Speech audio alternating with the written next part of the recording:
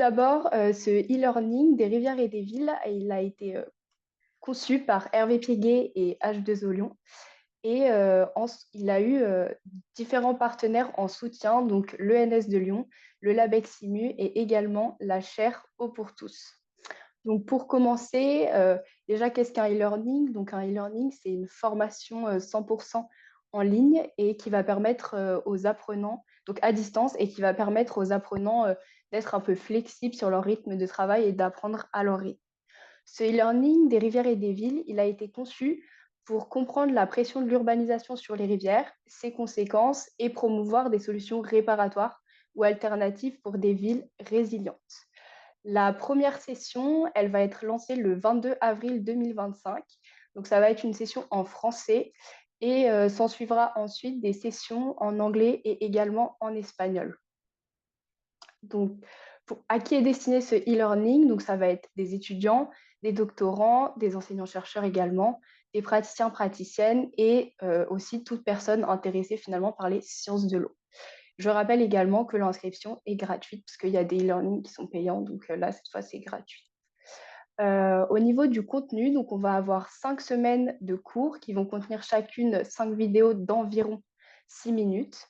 Et les vidéos seront donc des vidéos de type court et de type témoignage avec des exemples mondiaux donc dans différents pays, l'Afrique, Madagascar, la France, etc.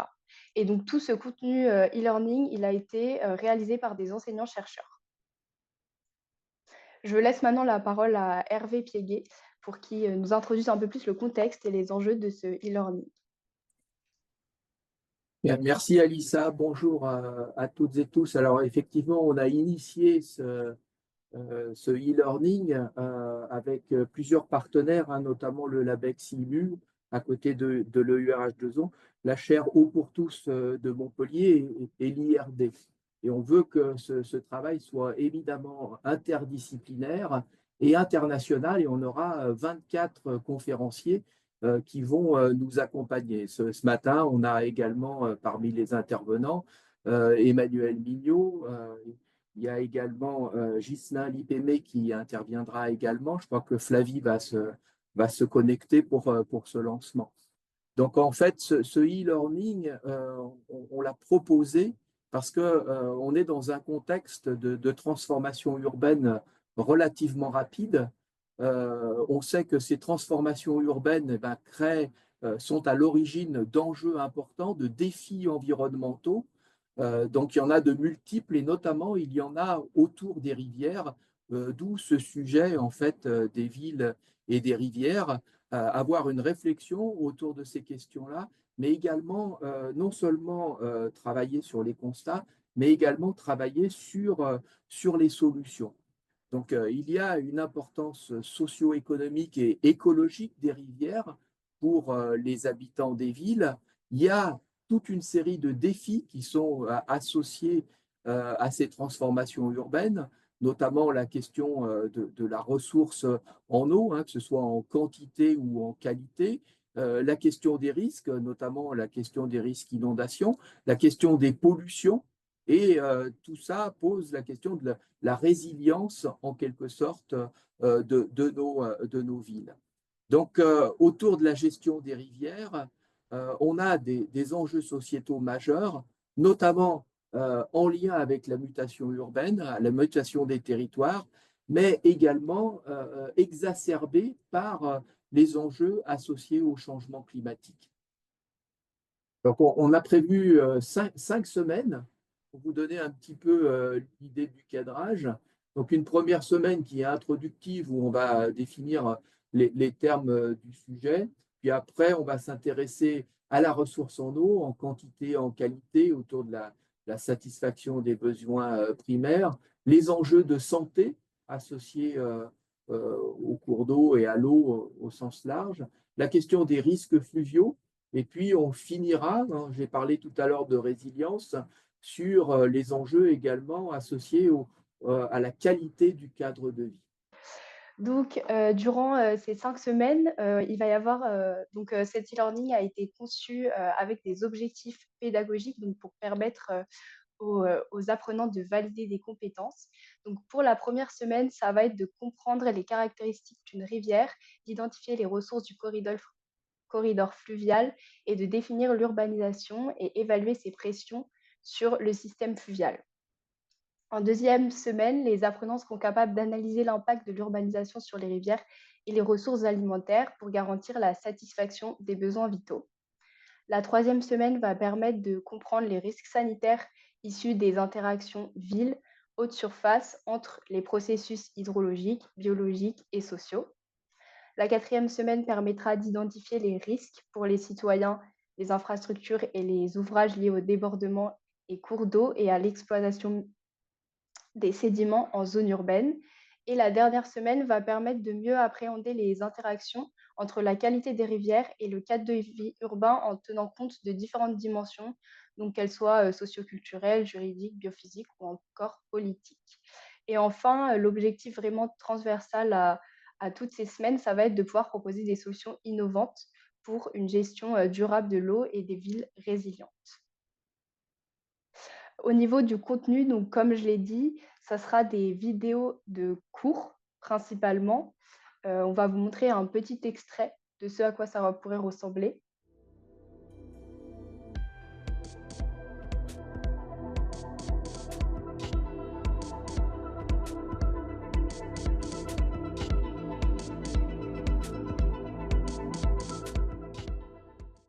L'îlot de chaleur urbain est défini comme un phénomène où les températures en milieu urbain sont nettement plus élevées que celles des zones rurales environnantes, en raison de l'accumulation de chaleur due aux activités humaines, aux matériaux absorbant la chaleur, comme le béton et l'asphalte, et au manque de végétation. L'îlot de chaleur urbain, aussi appelé ICU, est aujourd'hui un enjeu central des recherches en aménagement et urbanisme, car il soulève des défis majeurs pour promouvoir la justice environnementale.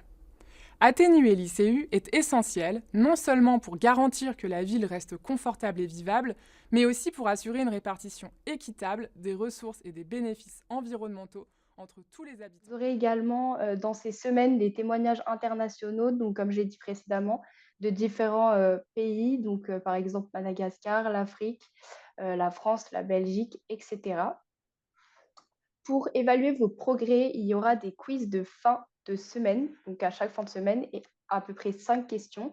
Et il y aura également une évaluation finale et un webinaire de fin avec les enseignants-chercheurs qui pourront répondre du coup à vos questions. Et enfin, vous aurez également accès sur la plateforme aux ressources pour pouvoir aller plus loin et creuser les sujets qui vous intéressent. Je laisse maintenant la parole à Ghislain pour le programme un peu plus détaillé des semaines. Oui, oui, merci Alissa et Hervé. Donc bonjour à tout le monde. Je suis Ghislain Lipémé, je suis professeur à l'INSA à Lyon et je suis heureux justement de participer à la conception et à la diffusion de ce e-learning. Donc dans le détail, alors ça tombe bien parce que les responsables de semaine sont aussi là, donc ils pourront compléter ou argumenter. Donc pour aller un peu plus dans le détail, donc vous avez les points qui sont affichés là. La première semaine, c'est vraiment la définition de la rivière. Qu'est-ce qu'une rivière? Avec tous les éléments autour de la rivière. Donc, on va parler de son chemin, de son voisinage, de son débit, de sa forme. Voilà, pour reprendre simplement avec mes propres mots ce qui est affiché ici.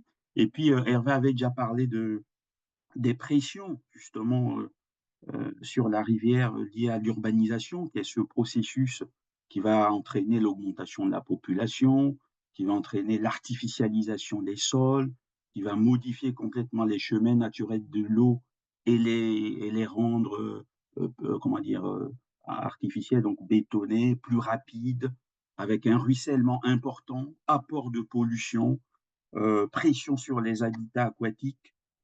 Donc tout ça, ça va être bien décrit dans cette première semaine avec, je ne vais pas détailler tous les intervenants, mais vous voyez là, sont des regards de la Côte d'Ivoire, des États-Unis. Donc c'est vraiment une vraie ouverture à l'international, avec pas mal de témoignages aussi. Voilà, donc ça c'est vraiment la première semaine pilotée par Hervé. Oui, sur la deuxième semaine donc, que j'ai piloté, coordonné avec les collègues que vous voyez ici. Là encore une fois, avec des exemples internationaux, Madagascar, Ho Chi Minh, Vietnam, donc Quito, Équateur. Et là, l'idée, c'était vraiment de regarder comment cette urbanisation des plaines alluviales impacte euh, les besoins primaires. Donc ici, c'est vraiment boire, manger, l'hygiène. Et dans pas mal de pays, en fait, on lave son linge, on prend son bain à la rivière. Donc on voit très bien que euh, cette urbanisation qui apporte la pollution, qui désorganise la vie aquatique, qui dégrade justement aussi le lit de la rivière, va causer beaucoup de problèmes et va altérer ces besoins-là. Donc on va revenir dans cette semaine sur la caractérisation des rejets, hein, que ce soit en quantité ou en qualité, et puis toutes les pressions induites par rapport suite à cette urbanisation. On évoque également des solutions pour atténuer ces désordres, hein, notamment tout ce qui est solutions fondées sur la nature qu'il faut implémenter en amont pour protéger la rivière. Voilà, donc tout ça, c'est évoqué dans cette semaine. Ensuite, la troisième semaine, euh, sur les enjeux sanitaires, ce que disait Hervé aussi tout à l'heure. En gros, entre la semaine 2 et la semaine 3, si je peux simplifier un peu, on va avoir sur la semaine 2, on va s'intéresser vraiment à la santé du milieu, c'est-à-dire on va regarder comment l'urbanisation impacte la santé du milieu, et ici, on va voir les conséquences sur la santé de l'homme. Voilà, c'est vraiment cette complémentarité-là entre ces deux semaines, avec tous les risques sanitaires qui sont associés, et puis l'apport des polluants par les rejets urbains qui vont contaminer du coup les cours d'eau. On parle ici beaucoup de contaminants émergents, donc qui sont ces contaminants préoccupants qui vont avoir de très très grandes conséquences à très très faible dose. Voilà. Et donc là, dans cette semaine-là, on prend plusieurs exemples pour montrer tous ces impacts sanitaires. Et puis on évoque aussi dans cette semaine les leviers d'action, encore une fois, pour préserver aussi les services écosystémiques rendus par ces rivières, notamment en déployant, encore une fois, les solutions fondées sur la nature. La quatrième semaine, donc Emmanuel, j'ai vu qu'il était connecté, donc il a piloté cette semaine-là avec Flavie, où justement ils reviennent très très clairement hein, sur les mécanismes et les processus à la base des inondations. Voilà. Donc tout ça est très très bien détaillé dans cette semaine, avec un fort partenariat avec l'Université de Liège, hein, qui intervient beaucoup dans cette semaine. Et puis, encore une fois, des exemples internationaux pour toujours enrichir le propos et diversifier les points de vue. Voilà. Et donc, encore une fois, il y a non seulement tous ces risques qui sont liés au trop plein d'eau, donc on parle de risques fluviaux, mais aussi tous les risques qui sont liés à la fragilisation des infrastructures, en fait, liées à la surexploitation des ressources, notamment l'extraction des sédiments, qui va aussi fragiliser les ouvrages, et tout ça, ça engendre des risques pour la population, pour les riverains. Voilà. Ensuite, la dernière semaine, qui vraiment fait le lien entre la qualité de nos rivières et la qualité du cadre de vie des citoyens. Voilà, c'est vraiment cette interaction où là, on va allier justice sociale et justice environnementale. Il s'agit dans cette semaine, en tout cas, de montrer des exemples qui permettent de construire une transition écologique qui va réduire les inégalités. Voilà. Et au lieu de les creuser, il faut vraiment les réduire. Et donc, réconcilier, reconnecter le citoyen à sa rivière, voilà, avec des enjeux liés à la gouvernance qui permet justement et de démocratie justement, parce que là l'idée c'est aussi d'impliquer le citoyen dans la prise de décision, ce qui concerne une gestion intégrée et collective des ressources en eau. Voilà ce que je pouvais dire hein, sur ces 5 semaines. Merci beaucoup, Ghislain.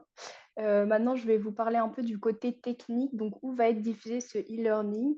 Donc, ce e-learning va être diffusé sur le Moodle ouvert de l'ENS. Vous allez pouvoir vous préinscrire via un formulaire qui sera disponible sur le site H2O Lyon. Et ensuite, vous pourrez vous créer un compte sur la plateforme Moodle dédiée. Les méthodes d'apprentissage, comme on l'a déjà dit, du coup, c'est des vidéos, des témoignages et vous aurez accès à des quiz pour pouvoir valider vos progrès en fonction des semaines. Il y aura également un quiz final et si vous obtenez la note de 10 sur 20, vous obtiendrez un badge Moodle. Au cours des semaines, vous aurez également la possibilité de discuter avec les pilotes des semaines sur un forum de discussion. Si vous avez des questions, ils pourront répondre à ces questions.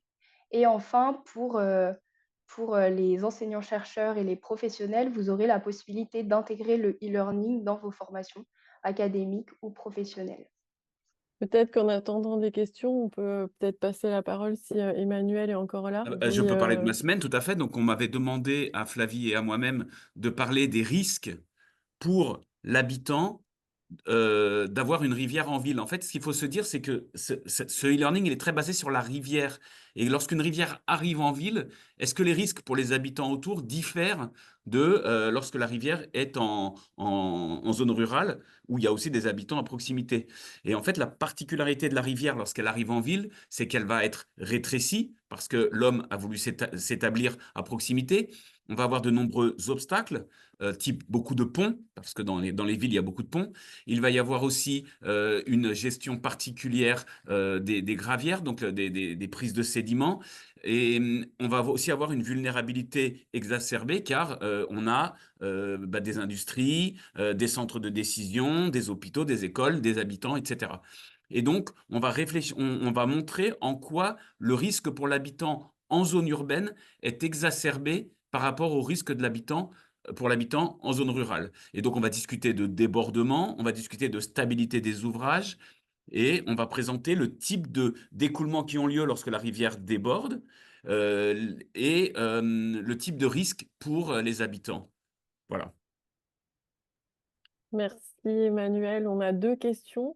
La première, je pense. Et pardon, j'ai oublié de dire, on Oui. a deux témoignages très intéressants sur l'inondation, parce que à chaque fois, ça a été dit un petit peu, mais on essaie de faire de la théorie et de la mise en application. Et nos deux exemples ici sont l'inondation de Liège, donc une ville plutôt européenne développée en juillet 2021, et puis les inondations chroniques de Antananarivo à Madagascar. Et on va regarder la différence des causes et de la gestion et de la préparation des populations entre ces deux types d'inondations qui se ressemblent du point de vue hydraulique, mais qui, au final, en termes de conséquences, diffèrent fortement. Merci beaucoup, Emmanuel, pour ces précisions. On a deux questions. La première, je pense que Hervé pourra bien y répondre. C'est quelle est la différence avec le MOOC des rivières et des hommes? Oui, merci, merci Sandra pour la question. Effectivement, il y a une proximité des rivières et des villes, des rivières et des hommes. On s'est inspiré de l'expérience du MOOC des rivières et des hommes qu'on avait fait avec l'IRD et l'université de Joseph Fourier de Grenoble. Le montage est assez proche. Les vidéos sont un peu plus courtes parce qu'à l'époque, on faisait des vidéos de 12 minutes. Là, celles qui vous sont proposées, elles sont plutôt autour de 6 minutes. Mais le montage avec notamment le quiz et puis tout ce qui concerne le forum, c'est repris un peu de cette expérience-là. Le MOOC des rivières et des hommes, il a 10 ans. Il sera accessible en ligne. Et donc, on ne va pas pouvoir le faire tourner tel qu'il tournait auparavant, mais il sera quand même accessible. Il y a vraiment une complémentarité entre les deux, thématiquement parlant, mais des rivières et des villes est vraiment tourné sur les villes. Des rivières et des hommes, c'était montrer les interactions, notamment entre l'hydraulique, la géomorphologie et l'hydrologie, pour répondre à un certain nombre d'enjeux qui sont posés sur les cours d'eau. Des rivières et des villes, c'est davantage tourné vers la ville, vers le processus d'urbanisation et ses effets en quelque sorte sur la rivière. Donc il y a des thématiques, on a parlé de santé humaine, On a parlé également de la qualité de la ressource en eau, tout ce qui concerne également le bien-être en ville. Évidemment, toutes ces thématiques, eh ben, elles ne sont pas traitées dans Des rivières et des hommes, qui étaient sur d'autres thématiques. J'espère que ça répond à la question. Merci Hervé. Il y a une deuxième question. Est-ce que seront abordées dans ce e-learning les relations nappe-rivière? Je peux intervenir et peut-être que Ghislain ou Emmanuel compléteront. Quand on parle de ressources en eau, il y a un lien très étroit et évidemment entre les eaux superficielles et les eaux, la nappe d'accompagnement.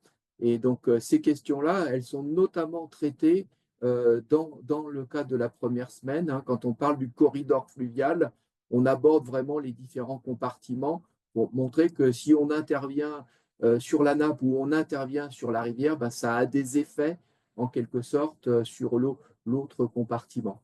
Mais cette question de nappe et cette question de ressources en eau est effectivement un point très important. Oui, on l'évoque un tout petit peu aussi dans la semaine 2, notamment euh, lorsqu'on parle comment dire, du déploiement des solutions fondées sur la nature, qui ont pour objectif de privilégier ou promouvoir l'infiltration. Et donc, à partir de ce moment-là, l'idée, c'est de recharger les nappes qui sont l'autre source pour l'eau potable, par exemple, hein. Parce qu'en France, si je prends l'exemple de la France, 40% de l'eau potable, en fait, vient des rivières, donc des eaux superficielles, ce qui fait que ben, plus de 60%, ça vient de la nappe. Voilà. Et donc, cette question de préservation de la qualité des eaux de nappe, c'est une question majeure. Et de toute façon, il y a des relations entre, comme disait Hervé, la nappe d'accompagnement et la rivière. Pour finir, à Lyon, par exemple, à Lyon, pour réalimenter la nappe, ben, on réinjecte l'eau via des bassins d'infiltration, qui est de l'eau de la rivière. Donc, on reprend de l'eau de la rivière, on réinjecte dans la nappe via les bassins de filtration, hein, qui sont des bassins d'infiltration. Donc, on a bien cette relation, pour prendre l'exemple de Lyon, entre la rivière et la nappe. Et donc, dans tous les cas, il faut préserver la qualité des deux milieux, parce qu'il y a une interconnexion des échanges entre les deux milieux. Merci. On a une question de Michael qui voulait poser la question directement. Bonjour. Donc, c'est Michael de l'Université de Fenaghanso de Madagascar. Je représente à peu près une trentaine d'étudiants qui sont réunis ici et qui souhaiteraient savoir s'il y avait des prérequis par rapport à l'inscription à ce MOOC. Bonjour Mickaël, je vais répondre. On a essayé que non, il n'y ait pas de prérequis spécifiques. C'est un cours d'introduction aux différentes notions. Bien sûr, au vu du temps imparti, on n'aura pas le temps d'aller beaucoup plus loin, mais, et c'est là où c'est intéressant, on aura des forums, donc je pense qu'Alissa va en reparler, où on pourra où les différents intervenants pourront au contraire donner des exemples, donner des liens vers des pages web, des liens vers des documents intéressants pour aller plus loin. Donc ça a plutôt une vision d'initiation et de vision globale. Je pense que c'est accessible à tes étudiants de M2 sans problème. Et après, on pourra aller plus loin dans les forums et dans les bilans de chaque semaine. Est-ce que Alissa, tu peux en dire un peu plus? Oui, donc je confirme totalement ce que tu viens de dire. Il y aura déjà sur la plateforme Moodle une entité ressources où vous aurez accès aux liens à des ressources complémentaires et vous aurez également les forums de discussion qui seront du coup pilotés entre guillemets par les pilotes des semaines qui pourront répondre à vos questions et approfondir avec vous si besoin. Disons, les responsables de semaine pourront répondre aux questions, mais surtout les autres apprenants pourront discuter et on espère ouvrir un espace de débat sur les différentes thématiques qui pourrait être enrichi par tout un chacun.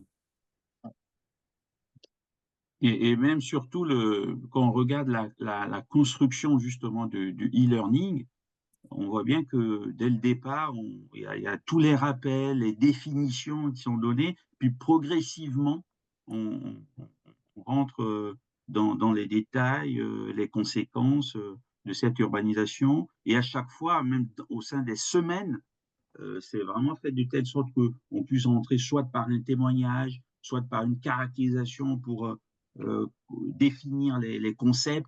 Ensuite, ça se décline progressivement sur différentes thématiques. Donc, je pense que même tel que c'est construit, en fait, ça permet à l'apprenant de progressivement acquérir des connaissances. Et l'idée, c'est que ça puisse se suffire presque en lui-même, même si pour aller plus loin, il y a ces forums de discussion qui sont prévus. Et pour continuer, il y a également à la fin de la session une table ronde. Donc annuellement, quand on fera tourner le e-learning en fonction des enjeux d'actualité qui sont posés, eh bien, on orientera la table ronde sur ces questions-là. Donc l'idée, au-delà d'un niveau finalement de connaissance, c'est vraiment le partage, le constat sur les problèmes, le partage d'expériences et également le partage des solutions.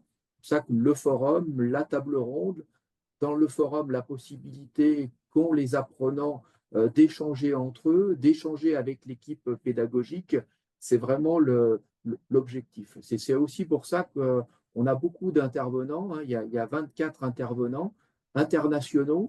Et là aussi, l'idée, c'est de montrer les différentes facettes, de comprendre un petit peu le champ des problèmes que l'on a à aborder et le champ des solutions qui sont également proposées.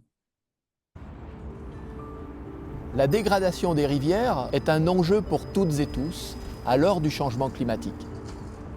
Aura-t-on assez d'eau dans les années qui viennent ? Sera-t-on protégé des inondations ou de certaines maladies ? Comment vivre durablement sur les rives des fleuves ? Et quelles solutions innovantes imaginer pour la ville de demain ? Autant de questions auxquelles notre équipe se propose de répondre dans ce e-learning des rivières et des villes. Vous comprendrez comment fonctionne une rivière et quelles sont les conséquences de l'urbanisation. Vous saurez aussi évaluer les risques, qu'ils soient sanitaires ou liés aux inondations. Vous explorerez la question du bien-être des habitants et de l'attractivité des territoires.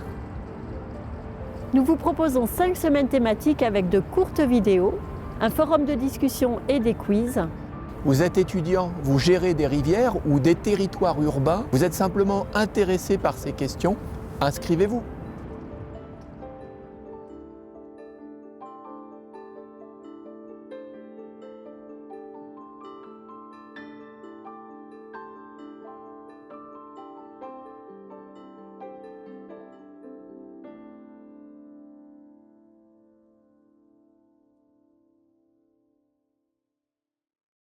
Le début du e-learning, ce sera le mardi 22 avril 2025. Vous allez pouvoir vous préinscrire sur le site H2O Lyon via le flyer de communication. Il y aura un lien d'inscription et ensuite, il faudra bien vous inscrire sur le Moodle ouvert de l'ENS de Lyon. Donc, vous créez un compte, comme on a pu le voir, pour pouvoir accéder au e-learning des rivières et des villes. Donc, la première session sera là en avril en français et ensuite, il y aura des versions transcrites, donc sûrement à l'automne en anglais et en espagnol. Je vais te laisser peut-être conclure ce webinaire, Alissa. Oui, bien sûr. Donc, merci à tous d'avoir été présents. Encore désolée pour tous les petits soucis techniques. Et merci également à tous les enseignants-chercheurs qui sont intervenus aujourd'hui pour me compléter. Et à Fanny également, donc, qui s'occupe de tout le montage vidéo et l'audiovisuel. Inscrivez-vous au e-learning dès maintenant et au plaisir de vous voir le 22 avril. Alors juste, il y a une question sur le MOOC des rivières et des hommes. Il sera disponible, pareil, sur la plateforme Moodle de l'Université de Grenoble.